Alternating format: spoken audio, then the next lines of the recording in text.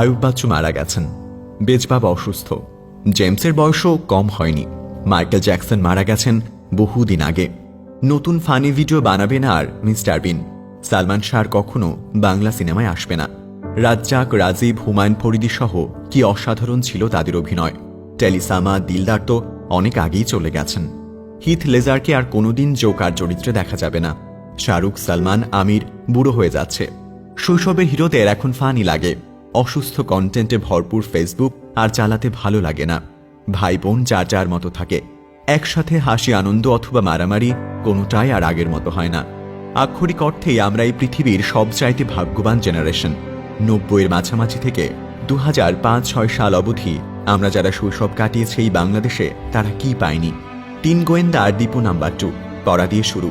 কিশোর, মুসা, রবিন আর জিনার সাথে আমাদের ভীষণ বন্ধুত্ব। তারপর একটু বড় হতেই মাসুদ রানার রোমাঞ্চকর জগতে প্রবেশ, সাথে এক হাতে বাংলা সাহিত্য এবং নাট্য জগতে অন্যরকম ভালো লাগায় গড়ে দেয়া সেই মানুষটা। হিমু, মিসির আলী, শুভ্র, জহির, মুহিব, অপলা, জরি, তিলু, নীলু থেকে শুরু করে বাকের ভাই, মজিদ, টুনি, তিতলি কিংবা স্বাধীন, খুসরু, সুবর্ণা মুস্তফা, হুমায়ুন ফরিদি, শাওন। আমরা সব কিছু পড়েছি, দেখেছি, হেসেছি, কেঁদেছি, ভালোবেসেছি। রোনালদো, রোনালদিনহো, বাতিস্তুতা, জিদানের শেষটা দেখতে না দেখতেই প্রবেশ করেছে মেসি, রোনালদো আর নেইমারের অতিমানবীয় জগতে। বছরের পর বছর ধরে কি দুর্দান্ত প্রতিযোগিতা, হাজার অর্জন, সবকিছু ছাড়িয়ে যাওয়া ম্যাজিক আর মুগ্ধতা। রাত দিন কত আলোচনা, সমালোচনা, ঝগড়া আর তর্ক। আমরা কিন্তু ব্রাজিল, আর্জেন্টিনা, ইন্ডিয়া আর পাকিস্তানকে সমর্থন করতাম।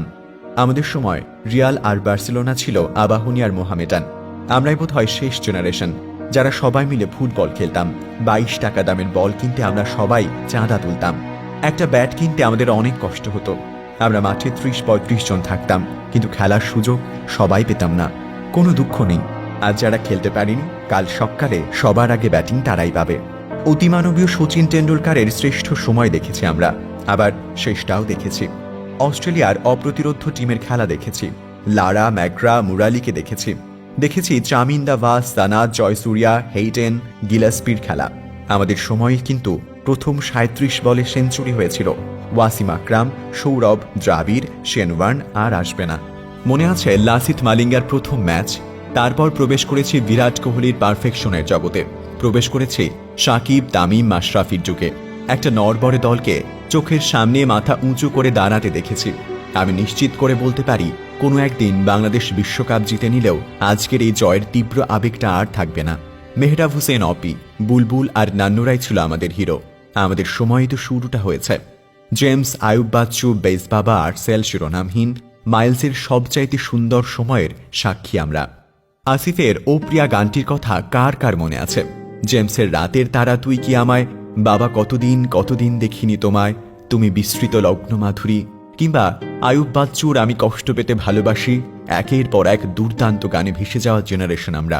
হাসান, বিপ্লব কিংবা পান্থ কানাই আমাদের প্রিয় গায়ক ছিলেন তারা। মনে আছে সঞ্জীবদার কথা, আমি তোমাকেই বলে দেব, কি যে একা দীর্ঘ রাত।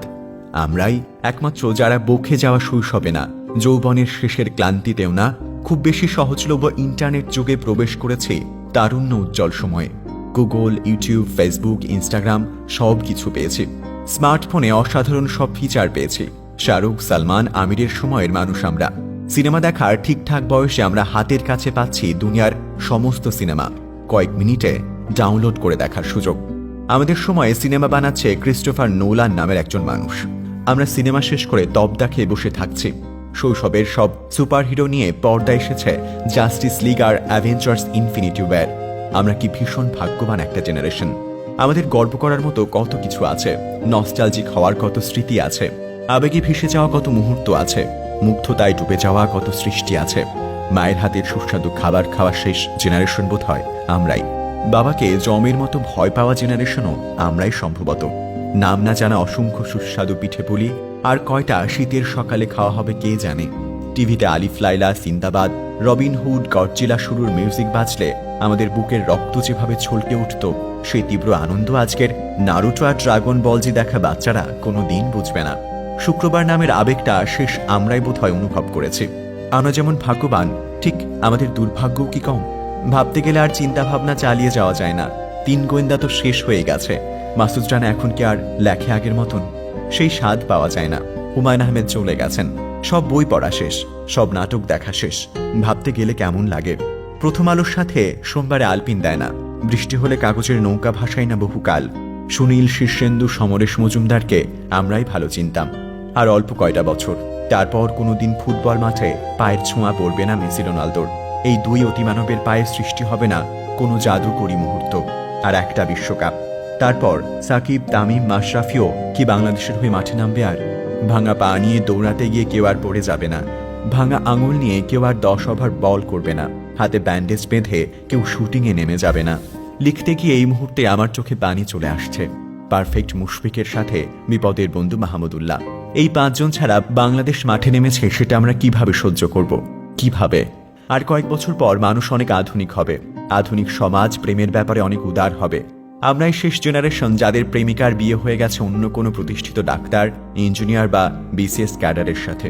একটা মানুষকে ভালোবেসেও শুধুমাত্র সমাজের কারণে একমাত্র জীবন কাটানো হয়নি আমাদের। আমরা একদিন হাজার হাজার স্মৃতি নিয়ে বুড়ো হয়ে যাব। ভালো লাগা আর খারাপ লাগা দু ধরনের স্মৃতির ওজনে ভারী হয়ে থাকবে আমাদের বয়সের বোঝা। কোনো এক ক্লান্ত সন্ধ্যার আলো আঁধারিতে ব্যালকনির বেতের চেয়ারে বসে আমরা দীর্ঘশ্বাস ফেলে ভাবব, জীবনটা আসলে খারাপ ছিল না।